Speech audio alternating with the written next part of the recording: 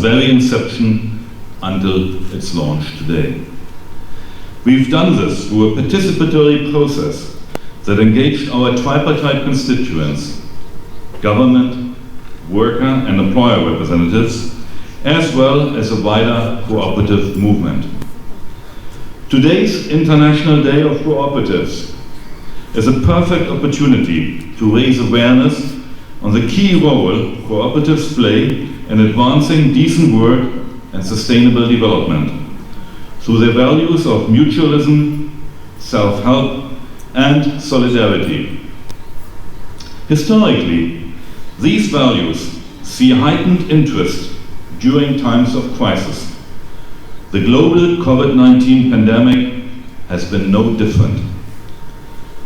This is why we at the ILO welcome this year's theme of cooperatives for building a people-centered and environmentally just recovery. It is a timely affirmation of the cooperative movement's role in responding to challenges such as those generated by the pandemic. With their presence across numerous sectors, cooperatives can be instrumental in creating employment opportunities for women and men, empowering vulnerable groups such as refugees and migrant workers, transitioning from an informal to a formal economy, and improving rural livelihoods. Cooperatives can provide social and economic benefits to their members through strengthening their negotiation power with public and private sector actors, through sharing and pooling resources, and by providing access to markets, finance, housing, and social protection. They can also play a key role in eliminating child labor and forced labor practices in agriculture.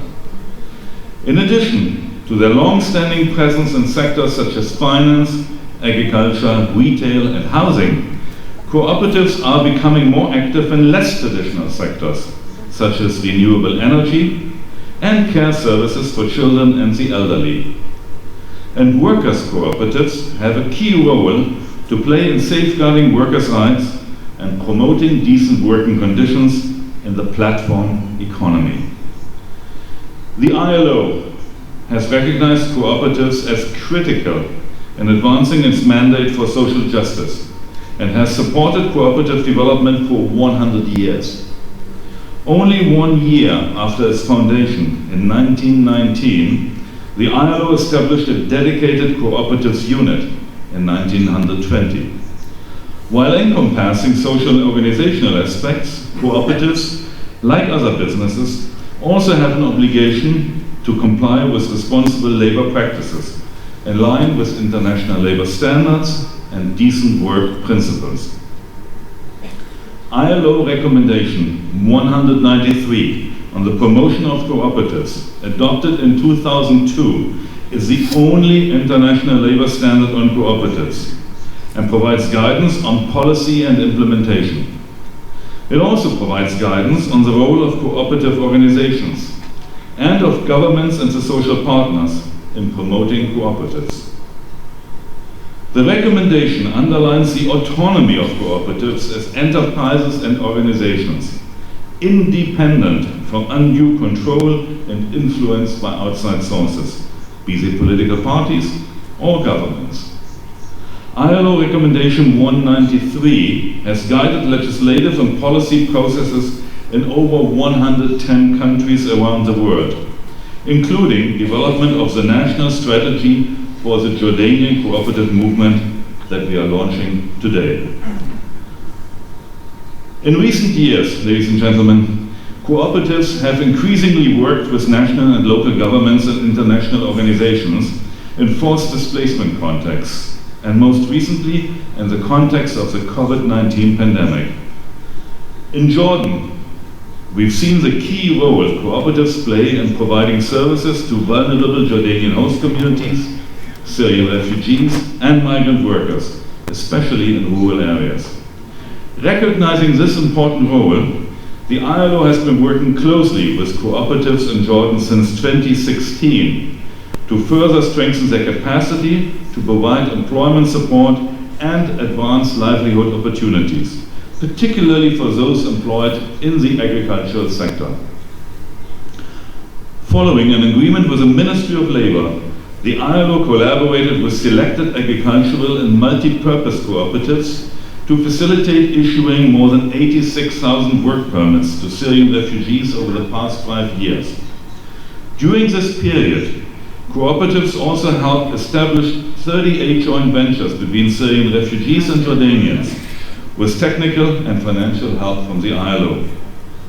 More recently, cooperatives collaborated with the ILO to establish 6 agriculture guidance and employment units. The units enabled cooperatives to provide career guidance and job placement services in the agricultural sector. These services have played an important role throughout the COVID-19 crisis, given the significant impact the pandemic has had on enterprises and workers, particularly the most vulnerable in Jordan and across the globe. It is vital to ensure the sustainability of cooperative enterprises. To this end, the ILO has supported actions to build and strengthen the capacities of the Jordan Cooperative Corporation, public and private service providers, and primary cooperatives. This has taken place through training of trainers' workshops on cooperative development and management. The main objective here is to institutionalize knowledge among the government and public and private service providers to enable them to provide better services to primary cooperatives. These efforts have taken place under the Prospects Partnership, a program spearheaded by the government of the Netherlands to support education, employment, and protection in 8 countries in our region which have been affected by forced displacement. The ILO, under the Prospects Partnership in Jordan, is working to strengthen inclusive socio-economic growth and decent work. This includes improving working conditions for Jordanian host community members and refugees, and enhancing productivity at the sectoral level. Therefore, working with the Jordan Cooperative Corporation, or JCC, and our constituents on the National Strategy for Cooperatives, enhancing decent work and productivity not only in agriculture, but also across various economic sectors in the country. Now let me turn to the strategy. JCC coordinated development of the strategy through a national steering committee that brought together key ministries and ILO social partners, namely the Jordan Chamber of Industry and the General Federation of Jordanian Trade Unions. The committee included key stakeholders, including cooperatives, civil society organizations, and academic institutions, ensuring the participation of all central actors in promoting the cooperative movement in Jordan. The strategy aims to build a prosperous, autonomous, inclusive, and self-reliant cooperative movement in Jordan. It will do so by guiding work on the 3 main levels.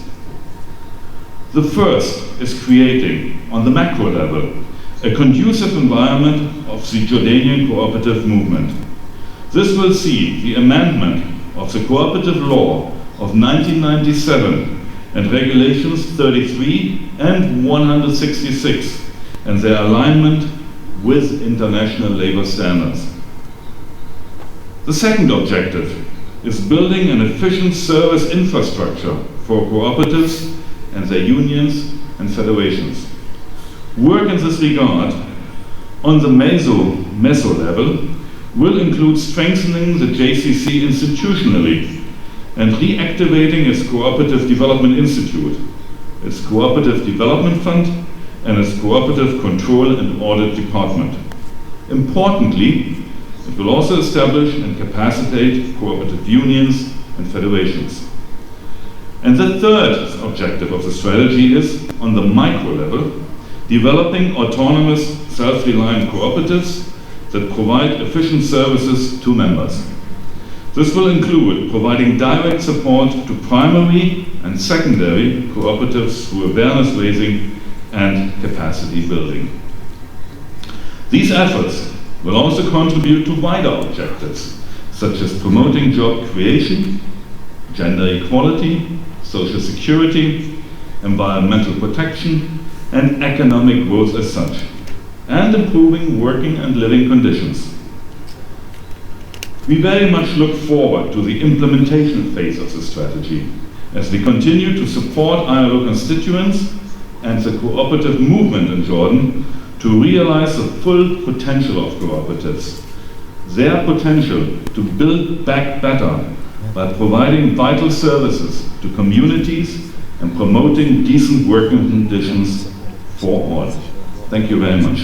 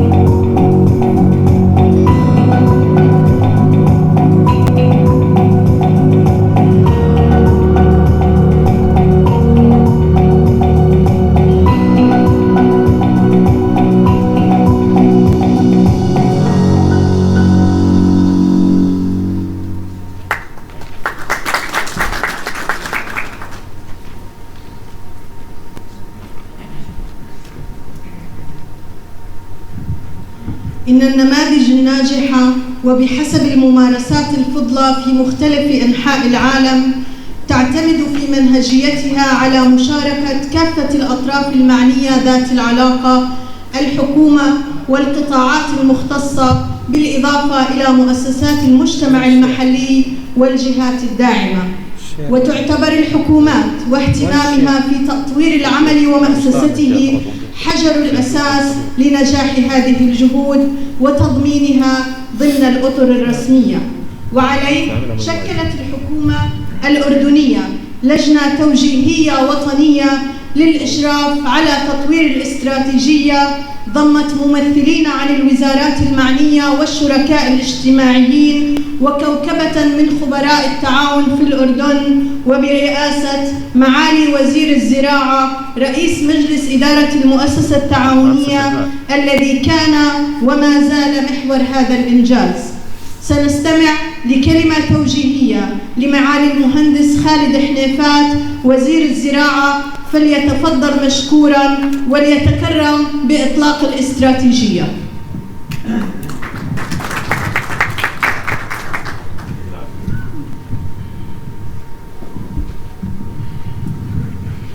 بسم الله الرحمن الرحيم. الأخوات والإخوة أعضاء الحركة التعاونية الأردنية، الضيوف الأكارم، السلام عليكم ورحمة الله وبركاته. يسرني أن أرحب بأصحاب العطوفة والسعادة والإخوة التعاونيين. يسرني أن أرحب بأصحاب العطوفة والسعادة والإخوة التعاونيين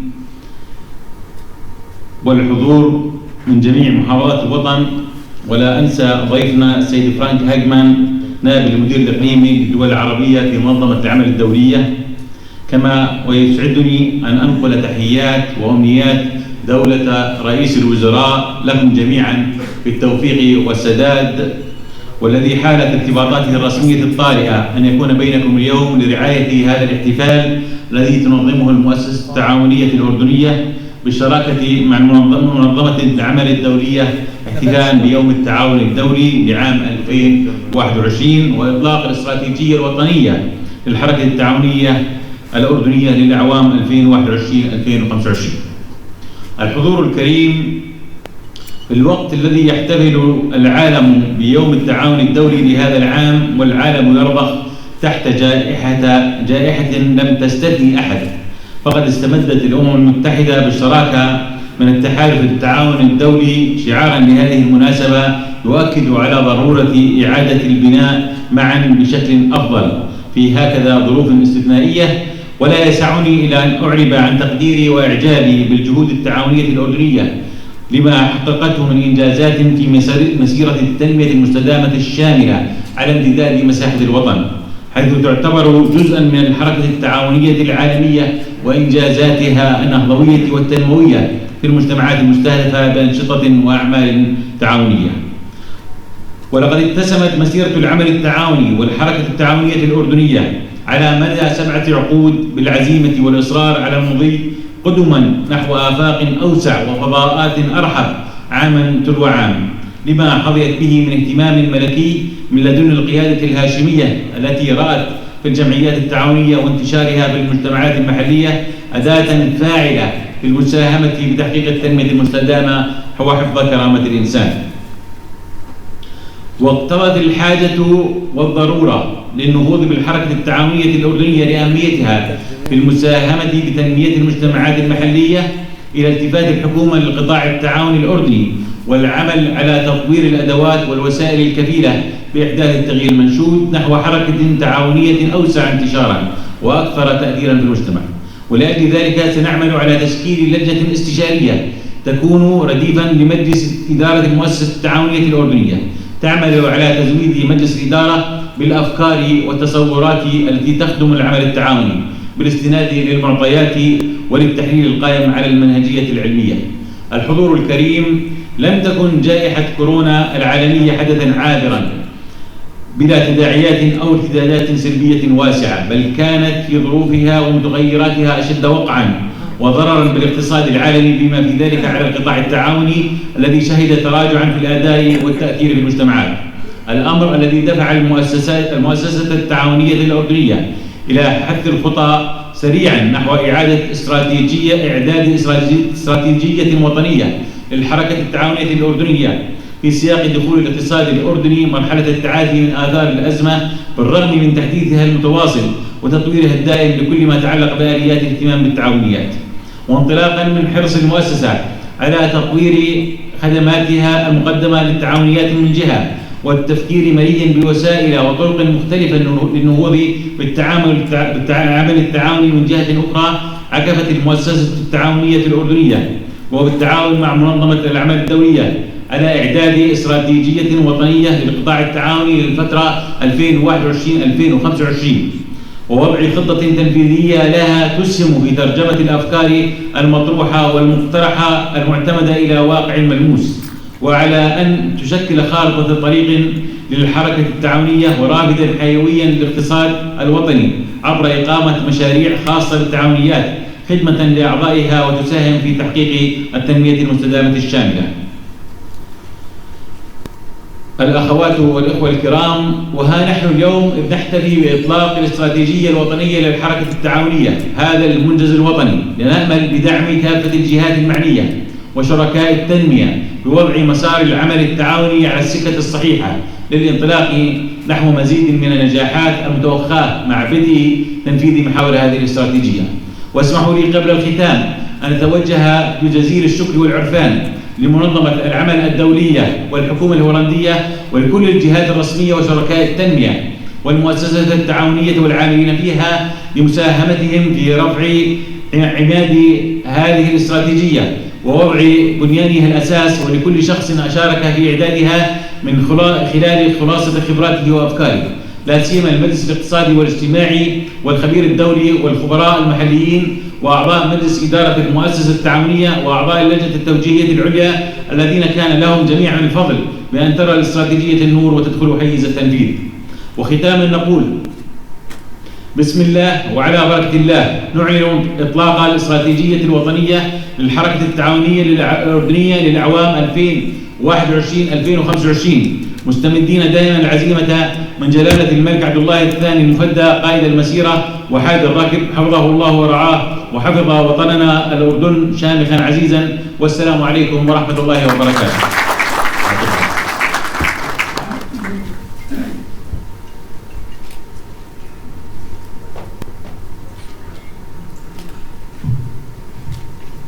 معالي راعي الحفل الكريم، أصحاب المعالي والعطوفة والشرف، الحضور الكريم، إنه لشرف عظيم وكبير حظينا به في هذا اليوم المبارك في المؤسسة التعاونية الأردنية أن استضفنا هذه القامات الوطنية والدولية لإطلاق الاستراتيجية الوطنية للحركة التعاونية، ونأمل أن تكون لقاءات هادفة وبناءة وعلمية متطورة لرفض الاستراتيجية الوطنية وتنفيذها في المملكة الأردنية الهاشمية والوطن العربي والعالم أجمع. نكرر شكرنا لكل من شاركنا اليوم ولكافة المتحدثين. وجودكم أثرى لقاءنا وأضاف لنا الكثير. نشكركم كل باسمه، ونحن نصل برفقتكم لختام فعاليات إطلاق الاستراتيجية، ونحن نعقد آمالنا أن تدخل هذه الاستراتيجية مجال التطبيق العملي بالتعاون مع كافة الجهات الرسمية والأهلية والشركاء المعنيين، وأن تشكل منعطفاً هاماً في مسيرة الحركة التعاونية في الأردن العزيز لنصل معاً لتحقيق هدفنا المنشود. وختاماً لندعو الله أن يحفظ الأردن بلداً آمناً أميناً مطمئناً سخاء رخاء. والسلام عليكم ورحمة الله وبركاته. نرجو من الجميع على شرف معاليك في غدا، نرجو من الجميع ما حدا يغادر.